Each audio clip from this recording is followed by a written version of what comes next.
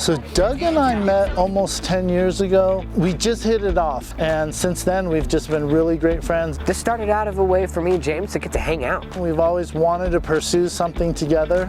That's how a good restaurant starts too, is like, I just want a little place to cook some food and make people happy, and this is no different.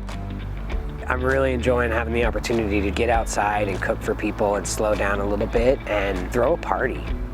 We really celebrate making fly fishing accessible, enjoying your local waters. Celebrate the ingredients that we're using, that we're sourcing, and just celebrate everybody being together in a gorgeous place. And share the experience with both communities of food people and fly fishing people. It's food and the outdoors and friends and family. Good wine, good beer in beautiful places. And ultimately, it's all about having a good time.